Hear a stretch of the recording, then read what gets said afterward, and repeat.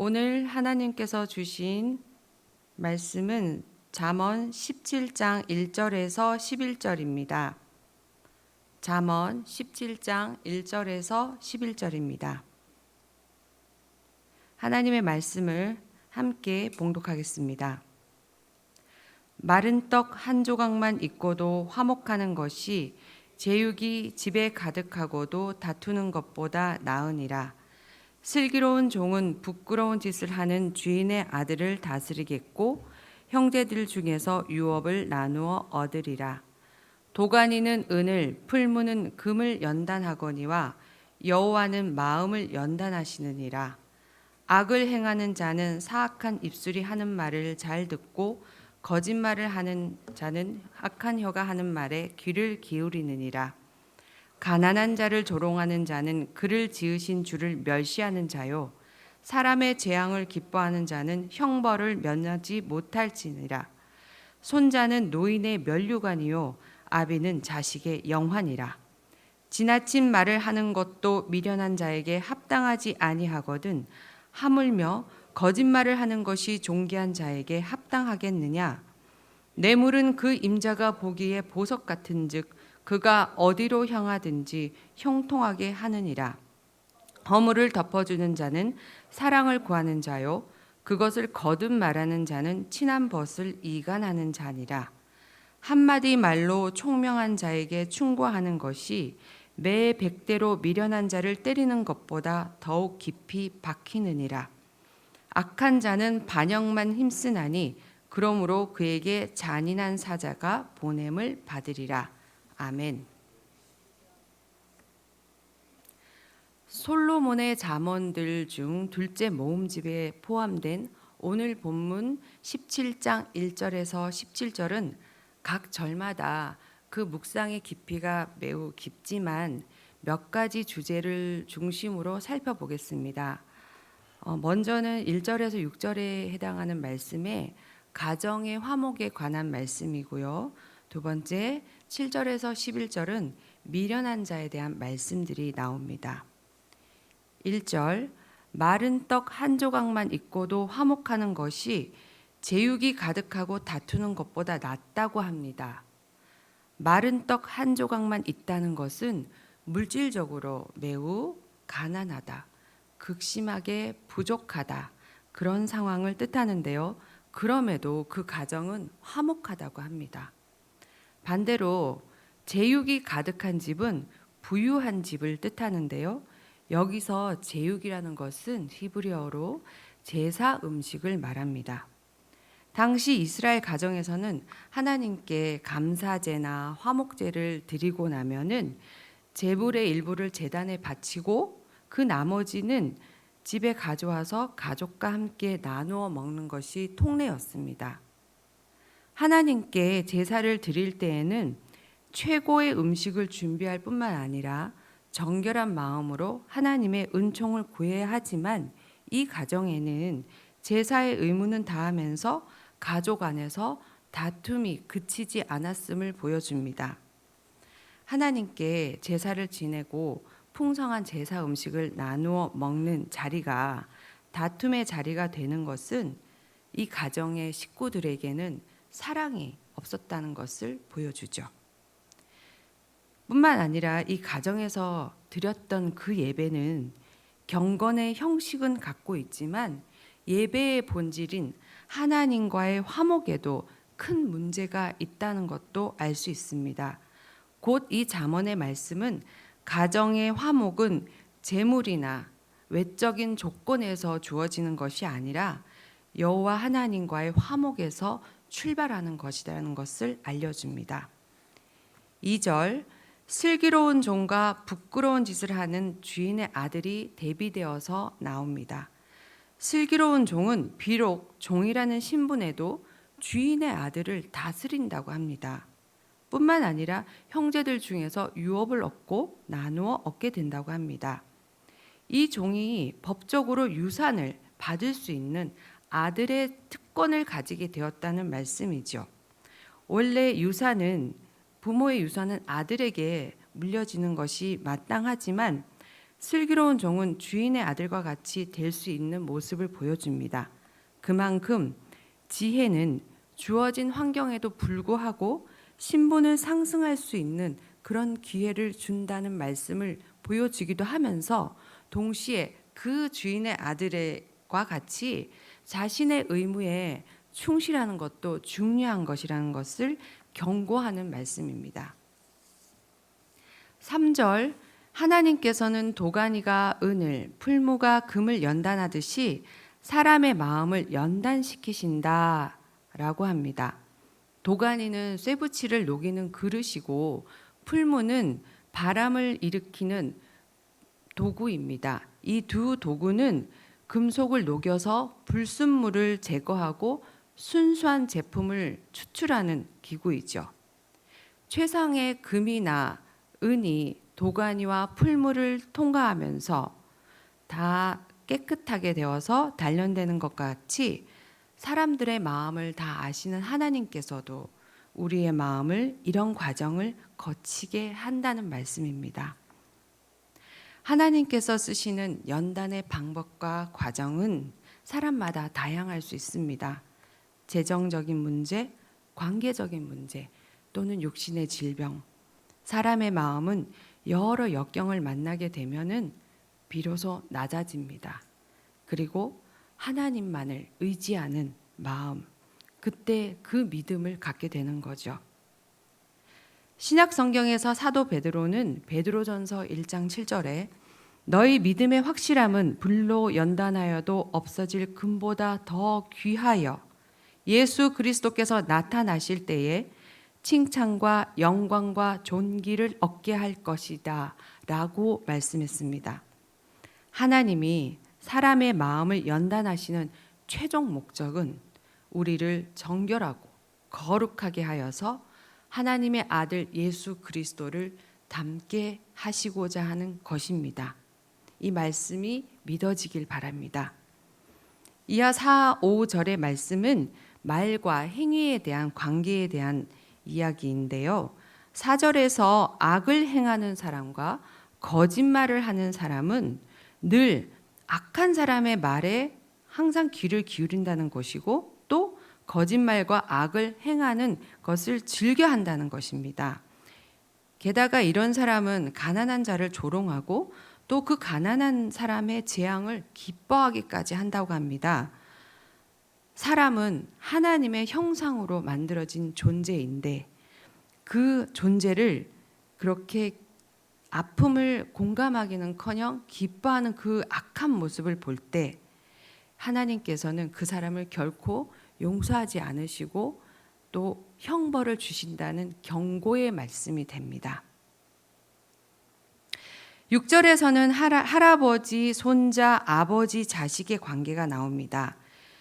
노인에게는 손자가 장수와 다산과 경건한 삶에 대한 보상으로서 면류관이 된다는 말씀이고요. 또 경건한 부모들에게 자녀는 옳은 길로 인도하고 그들이 바르게 성장하는 것을 도와줬다는 것에 대한 보상으로서 자녀들의 영광이 된다는 말씀이 나옵니다. 우리 자녀들에게도 하나님의 말씀을 바르게 가르치고 양육하여서 우리와 가정과 교회의 자랑과 기쁨이 되고 하나님께 영광을 돌리는 귀한 믿음의 후손이 되길 소망합니다. 7절에서 11절의 말씀에는 존귀한 자와 미련한 자에 대한 대비로 잠언이 쓰여졌습니다. 7절은 존귀한 자에게 거짓말은 결코 합당한 행동이 될 수 없다는 것에 초점을 둔 말씀입니다. 이때 존귀한 자는 사람들에게 신뢰받는 지도자와 같은 사람으로서 항상 진실되고 정직해야 된다는 것을 강조합니다. 8절에서 뇌물은 주는 사람에게 있어서 보석과 같다. 이 말은 그 뇌물이 성공의 열쇠 또는 그런 것을 이루는 부적과 같다라는 효력을 가지고 있다는 말씀입니다. 결코 긍정의 말씀은 아닙니다. 뇌물은 정당하고 공정한 방법이 아니죠. 신명기 10장 17절에서 너희 하나님 여호와는 신 가운데 신이시며 주 가운데 주시며 크고 능하시며 두려우신 하나님이시라. 사람을 외모로 보지 아니하시며 뇌물을 받지 아니하시고 라고 명시되어 있습니다. 이렇듯 하나님께서는 뇌물을 금하셨습니다. 따라서 이 말씀은 뇌물을 주고받는 것은 악한 것이다 라는 것을 가르쳐 줍니다. 9절, 남의 허물을 바라보는 태도에 대한 말씀입니다. 남의 허물을 보고서 이해하고 용서하고 덮어두려는 사람은 사랑을 추구하는 사람이라고 말씀합니다. 사랑은 모든 허물을 덮기 때문이죠. 반면에 남의 허물을 집요하게 들추어내는 사람이 있습니다. 우리도 살면서 다른 사람의 허물이나 잘못을 보게 될 때가 있죠. 이때 이 일을 덮어줄 것인지 아니면 공개적으로 항의를 해서 드러낼 것인지 고민할 수밖에 없는 상황도 있습니다. 그러나 타인의 잘못을 반복한다는 것은 더 서로에 대한 불신이 깊어지고 또 친한 친구조차 멀어지게 만든다는 것이죠. 하나님 아버지의 사랑으로 구원받은 성도는 하나님의 사랑에 감사할 때 남의 허물을 보고 계속적으로 지적하기보다는 오히려 덮어주는 그런 사랑을 얻기를 권면하는 말씀입니다. 10절, 지혜로운 자는 자신을 향한 비판이나 충고에 대해 어떻게 받아들이는지를 알려주는데요. 매를 100대나 맞아도 자신의 잘못을 고치지 못하는 미련한 자와는 다르죠. 지혜롭고 총명한 사람은 지속적으로 합당한 충고를 받아들이면서 바른 길로 나아간다는 말씀입니다. 마지막 11절, 악한 사람에 대한 경고입니다. 악한 사람은 미련한 사람의 다른 표현인데요. 여기서 반역이라는 것은 신적인 권위에 대한 공격을 가리킵니다. 악한 사람, 즉 미련한 사람은 정당한 권력이나 권위에 대해서 늘 불평하고 불만을 가지고 끊임없이 반역을 시도하는 자들을 말하는 것입니다. 따라서 반역만 하는 악한 자에게 잔인한 사자가 보내진다라는 말씀은 악한 사람은 계속해서 반역을 품고 꾀하기 때문에 결국 하나님의 엄중한 심판이 임할 수 있다라는 것을 경고하는 말씀입니다. 이렇게 잠언의 핵심 단어로 나오는 지혜는 히브리어로 삶의 기술이라는 뜻을 가지고 있습니다. 잠언에서 지혜는 하나님을 경외하는 데서 나온다고 선언했습니다. 그러므로 지혜는 하나님과의 화평을 이루고 성결한 교제로 이끌어 줍니다. 따라서 잠언의 목적은 하나님의 관점에서 하나님이 원하시고 기뻐하시는 삶이 무엇인지 이것을 깨닫고 실천하는 삶의 기술인 지혜를 갖고자 하는 데 있습니다. 오늘 우리가 살펴본 잠언 17장 1절에서 11절은 우리의 상황이 가난하거나 힘겹거나 너무나 버거울 때에도 하나님의 자녀된 인생의 가치를 깨닫고 가정과 일터에서 화평을 누릴 수 있는 그 지혜를 주고자 합니다. 이 지혜를 아는 자와 이 지혜를 몰라서 미련한 자의 삶을 대조적으로 보여주면서 하나님의 자녀들이 피해야 할 것과 추구해야 할 삶의 기술이 무엇인지를 알려주고 하나님의 거룩을 닮아가는 그리스도인으로 성숙하게 되는 지침을 제시해 주었습니다. 하나님께서는 그리스도 십자가의 보혈로 우리에게 새로운 삶을 열어주셨습니다. 그 십자가의 공로를 의지하여 하나님의 말씀을 따라 살아가는 삶의 기술이 하나님이 주시려는 지혜이죠. 하나님의 지혜로 우리는 때때로 빈국에 처하고 또는 하나님 앞에 엎드려서 간절히 구할 때 그때 영적으로 육적으로 풍성한 양식을 공급받고 마음이 어렵고 또는 미움이 차오를 때 고통스러울 때 그리스도의 용서하시는 은혜의 감격을 회복하게 되고 용서할 수 있는 힘을 얻고 고난이 닥치면 하나님께 가장 먼저 의뢰하고 하나님과 더욱 친밀하게 해주는 것이 바로 이 지혜입니다. 이 지혜의 충만함은 우리를 하나님의 충만함에 이르는 수준까지 끌어올려 줄 것입니다. 오늘 하루 주신 말씀을 한 절 한 절 묵상하시는 시간을 가지면 좋겠습니다. 십자가 사랑으로 하나님과 화목한 관계가 된 은혜에 더욱 감사하는 하루가 되길 소망합니다. 우리 각 가정마다 하나님을 진심으로 예배하고 서로 이해하고 용서하는 그 사랑이 넘쳐나길 소망합니다. 나아가 또 오늘 일터에서 또 내가 속한 공동체에서 항상 하나님의 화목을 전파하는 지혜로운 예배자가 되길 축복합니다. 기도하시겠습니다.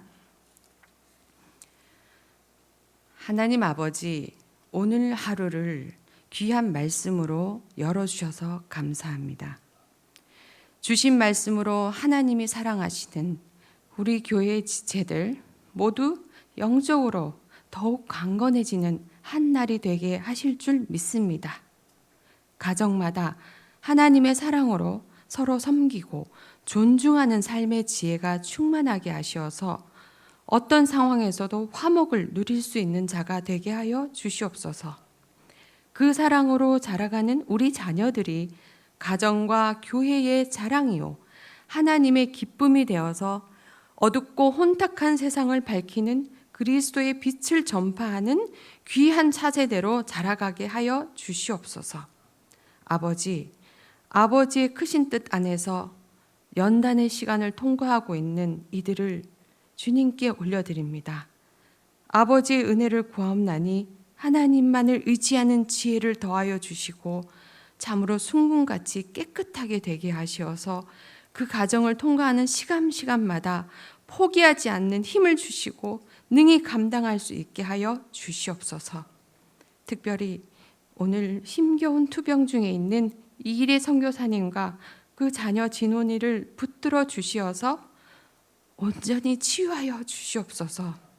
이기쁨 선교사님께도 온전한 회복을 주시고 다시 주어진 돌아가고 싶은 자리로 설 수 있도록 새 힘을 더하여 주시옵소서.